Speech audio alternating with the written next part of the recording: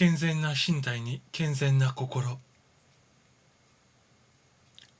霊性進化の行において、また治療家となる準備において、我々がぜひとも強調しておきたい一時は、健全な身体と健全な心を持つことである。それは彼らが人々のために光の通路とならねばならないからである。肉体を消耗させる訓練、そのために心を不健全な通路とするような訓練は一切してはならない。正しい霊性開発は健康を助長するものである。これによって得られた健全な心が再び霊性や霊能の開発を助長することになるのである。我々は受信局であり発信局であることをご承知願いたい。したがって我々は目に見えぬ世界からの影響や印象に反応できると同様、またこの世の影響や他者の思想や生活から出る波動にも反応するのである。我々は病気と同様、恐怖、怒り、憎しみ、様々な感情、それらによって憑依や官能の影響をしばしば受けているのである。我々はなぜ自分がこんなことをするのか理解できないことがあるし、そうしようと努力してもどうしても目に見えぬ悪魔を追い払えない。そういうことがある。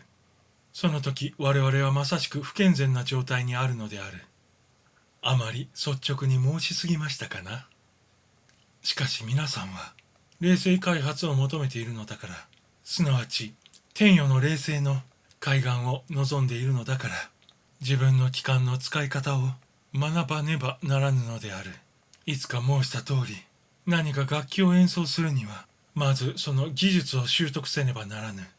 ペンを用いたいならまず言葉を、絵を描きたいなら形と色をまず習わねばならぬわけである。同じように皆さんは霊性開眼にふさわしい対価を用意し、開眼のための訓練を耐えねばならぬ道理である。これによって人の精神は絶えず浄化されていき、少なくとも健康で健全で聖なる様相を呈する。諸子よ、精神が健康でなくしてどうして健康な肉体を持ち得ようか。しかし皆さんはこう言う。精神は一向に健康ではないのに、身体だけは頑健な人をたくさん知っていると。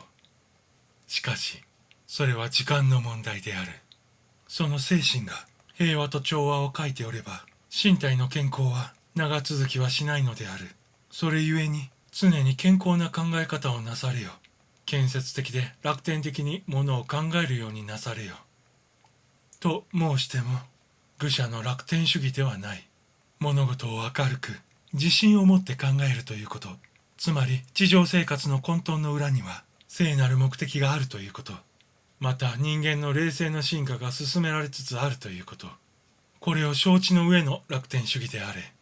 もしあなたの心が訓練によってもっと健全になれば、もう決して失意や恐怖の渦に巻き込まれることはなくなるだろう。物の考え方がことごとに積極的となるから、つまり一切が善に向かって動いている。何事が起ころうとその背後には常に善が存在する。このことを知るがゆえにである。皆さんはたくさんのことに注意を払わねばならないので、心を煩わし、気も転倒することが多い。こうして心を過労に陥れている。一度で済むことに皆さんは100回も心を煩わす。あれもこれもしなければならないとあなたは自分に言い聞かせる。しかしあれこれはなされはしない。時に応じ、ことに応じて物事をなすよう、落ち着いて物事をなすよう自分を訓練することである。この時に応じて沈着にことを処理することの大切さ、お分かりかな。なすべき時が来るまでそのことを脳裏の外に置くがよろしい。ただしイライラくよくよしないことである。人の心はおおむね取り乱したボロクズカゴのようなものだ。こんなクズやボロの塊の中に高い世界からの通信が来るなど無理なことである。脳の扉が閉まっていれば入ってくる霊の光は追い返される。霊光は外で足踏み、落ち着いた一瞬が訪れるまで無理に脳に押し込んだとしても、その通信は梨のつぶて、傍らに天使がいることなど気づき得ようか。随所に主なれ。我らの求むるところ、実にこの主となることである。主は心を乱したり急いだりはなされない。その周辺に一点の不調和も見られない。随所に主となられるので、身の回り一帯におのずから秩序がある。したがって病気になられることなく、頭痛、風邪など身体の不調和は一切ない。皆さんはとてもそんなこと、誰にだってできることでないという。さよう、皆さんは主ではない。しかし、この主に近づくこと、これは皆さんの目標である。昔は修道院に入った者は、病気になることは罪であると教えられた。高いにあって、我らの記憶によると、インディアンの長たちは病気を知らず、病気によって死んだ者はいなかったということである。彼らの死は寿命が尽きたとき、これに限るのである。この時、霊魂は地上生活の後の休息のため、霊界に入るのである。太古の神秘の教えの告げるように、我らは行く天界に、地上生活の疲れを癒すために、癒しの後、我らは再び地上の仕事に行く。と、あなたが健康で健全となる時を待ち望め。これが我らが父の願いであり、皆さんが根性でそうならない理由は一つもないのである。人が健康の原理を我らに尋ねても、我らはすぐそれに答えるとは限らない。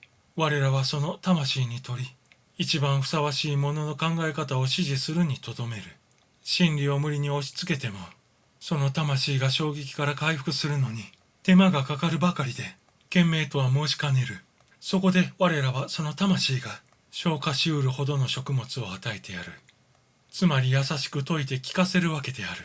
その後を見守る。もしその者が真剣にその教えに従うようなら、徐々ではあるが目が開かれていく。人を見て法を説く。これが人を助ける道。一人に良いからといって、その真理が万人に良いとは限らぬ。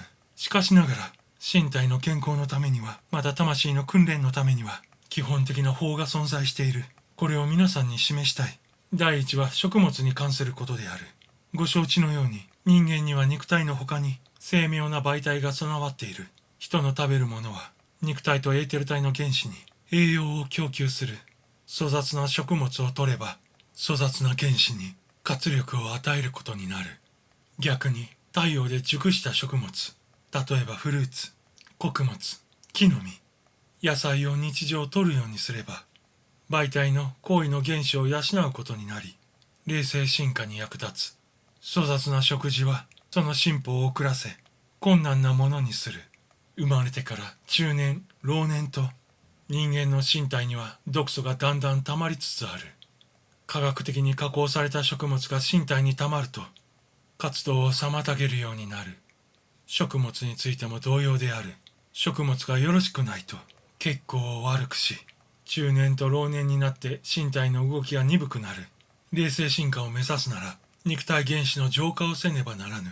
きれいな媒体を望むなら、正常な食物を取らねばならぬ。肉食はよろしくない。動物は殺されるとき、恐怖心を持つ。したがってその血や肉を食べると、恐怖心と粗雑な波長が人に伝えられる。もし兄弟を食べろと言われたら、何とされる。身の毛のよだつことではなかろうか。かつてこの習慣を持つ種族がいた。皆さんは随分堕落した習慣と思われるだろう。やがて肉食は、堕落した習慣と考えられるようになるだろう。残忍さということとは別に、残忍は非常に重大な問題で、霊性進化を心がけるものなら、どんな形であろうと、これを避けて通るであろう。動物を食用とする残忍さ以上に、多くの残忍さが存在している。誠に遺憾なことだが、人間は自分たちがやっている残忍な行為について、一向に気づいていない。問題は動物に対するだけでなく、人間自らに対する残忍な行為、これである。さて次に、喫煙の害について述べよう。我らはああせよこうせよとは申さない。我らの知るところを皆さんに語るだけである。選択は自分でなされよ。喫煙はしない方がよろしい。健康のためによろしくないのである。第一に、喫煙の習慣が克服できれば、自己統制に役立つことになる。喫煙は肉体とエーテル体双方にとり、邪魔者である。なるほど、喫煙の習慣を持ちながら進歩する人々もいる。しかしその進歩には一定の制限がある。喫煙は毒である。同じように茶とコーヒーも毒である。どうしても茶を飲むなら中国茶、薬草、マテ茶を混ぜたものを取りなさい。しかしながら我々は何事も共振を好まぬ。中庸、調和、識別、知恵、これが望ましい。しかしはっきり言えることは、皆さんの足が霊性進化の道に根を下ろすにつれ、目が開かれ、肉食の欲求は退化するということである。同時に最も大切なことは、何を食べるかでなく、あなたのものの考え方、あなたの日常の生活の姿勢、これである。あなたの体である肉体、精神体、幽体、霊体、これらはすべて内在の神である霊の宮である。それゆえ、常に神に思いを向けて、自ら神の波長に同調させるように生きることである。